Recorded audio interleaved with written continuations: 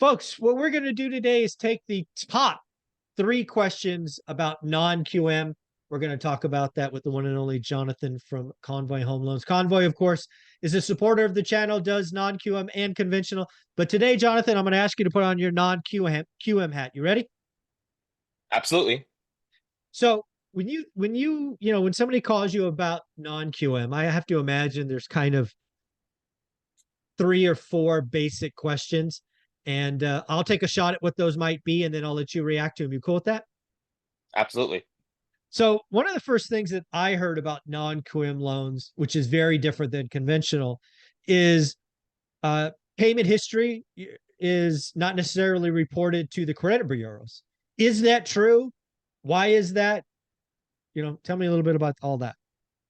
So it really, at the end of the day, depends on which lender you use to fund the loan on non-QM side. But obviously, for someone with a lot of property, maybe like yourself, Michael, you don't want everything to report on the credit because every time it shows up, it dings the credit in terms of down, right? The common misconception people have of loans not showing up on credit is, hey, I want to kind of hide it from my debt to income ratio from taxes and such. But obviously, that's not possible because they'll see it on your tax return. Yeah.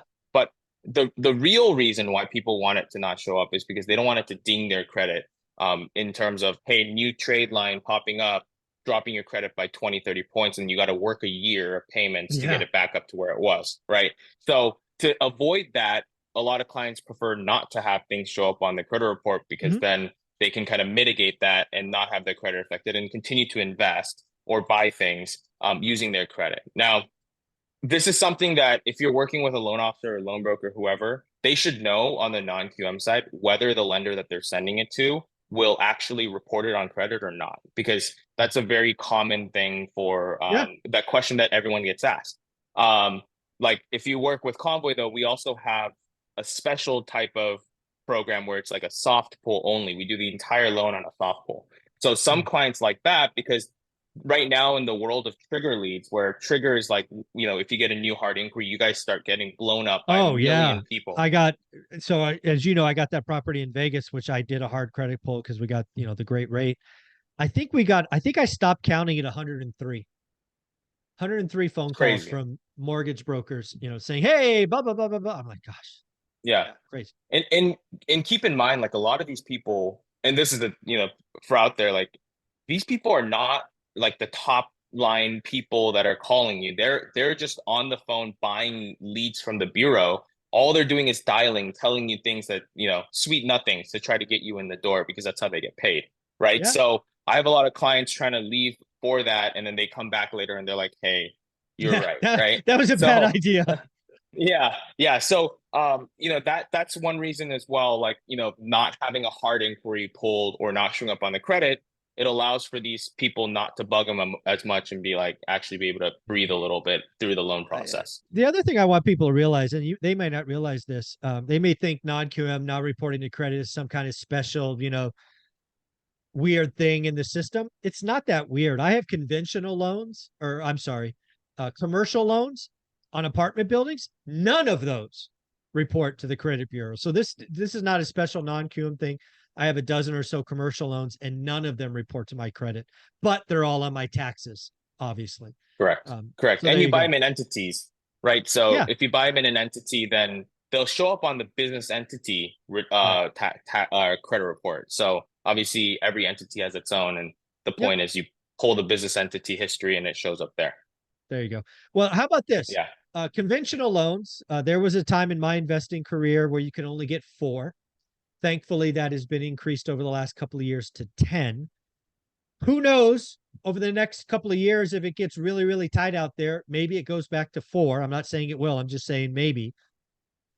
Does non-QM, right? Is there a limit? Is there some kind of limit where you can only get a certain number of non-QM loans?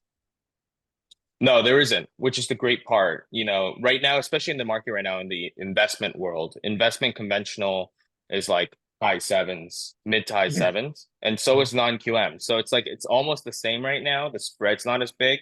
So you can get unlimited non-QM loans in terms of what you can do. And especially if you go like something like DSCR where you're not using debt to income ratio at all and you're Right. just using the cash flow to go for it, The deal. kind of It's like a very commercial deal loan. Yeah. specific.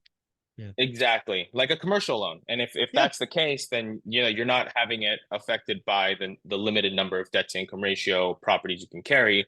You're not capped by that. Your only limit is like, hey, does the property actually cash flow with the rents that come in? Yeah. A lot of non-QM behaves very structurally similar to commercial loans, as we've kind of talked about in Mhm. these first two questions. How about number three? Can I buy in an entity? Can I buy in a brand new entity? What's going on in non-QM?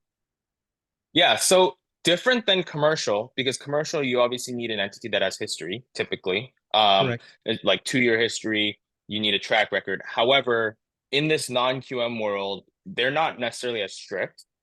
So they can, if you want, I have a lot of clients buying in entities that are brand new prior to closing, right? And Yep. they're okay with that because it's a residential property. It's not necessarily like the commercial side. So you can create a new entity to buy the property. What I have a lot of clients do is they have layered entities. So they'll have Mhm. one entity owned by another entity owned by their person because they want to create a corporate veil, right? Yep. Um, so we have clients that do that. And if they do that, then they'll create the new entity for that specific property with whatever partners they have. And then they'll have their parent entity be an owner of that entity. And that's totally okay in the non-QM world. So you don't need to worry about like having to create a new entity or whatnot. As long as you're okay with creating it, it's totally fine. All right, I'll just throw a bonus one at you. One of the things that I hear about non-QM a lot versus conventional is prepays. Prepays are a lot more common in non-QM. Is that true? Not true?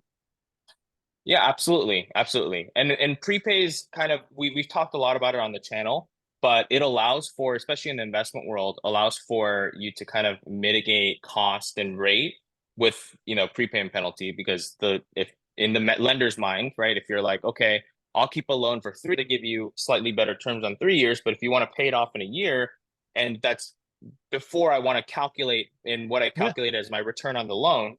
then I need to get paid for that up front. So, there Agreed. is that prepayment aspect.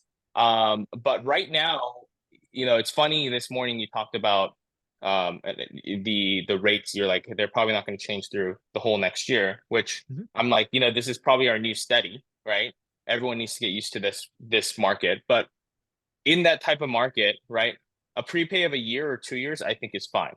Yeah. Yeah, right now, and it'll get you a little bit, and you can kind of get a little bit of a discount still on 2 year prepay, instead of going like a straight 5 year, unless you know that the property is like too small, right? Where Mhm. it's like even if the rates drop like 1%, 2%, it'll only drop your payment like $100, and it Yeah. works right now. You might as well just take the best right now as you can instead of Mhm. worrying about it later. But you know, we're talking about prepayment penalties being okay. I mean, you probably have some prepays as well. I think Um, every loan I have has prepays. Let me think. Yeah, yeah, every loan I have has prepays. yeah. So it's not like a bad word, right? It's No. just something that you guys need to like the viewers need to calculate into their calculation. Like if I'm going to hold the property for at least 5 years, and it's like for example, it's a $200,000 property, and the loan amount's like 150. Mhm. Is it really going to be worth your time to refinance to go from a 7.5 to a 6.5? That's like barely $100 difference. It's like it's not going to really make a difference for you. Right. So don't worry about that. You might as well just take the lowest you can right now, Mhm. spread it out, build some equity, and then Yep. later on you can cash out or refi to pay it off lower. Yeah. I couldn't agree more. One of the things I love about having Convoy on the show each and every week, Jonathan, is you do conventional and non-QM. So if somebody wanted to reach out and say, what's best for me in my situation, how would they do that? Go to convoyhomeloans.com and let us know you came from ORAT. There you go, folks. You got to tell them you came from ORET. That way you get Jonathan and or Dustin. If you don't, I can't promise you who you get, but it won't be one of these two guys. Thank you.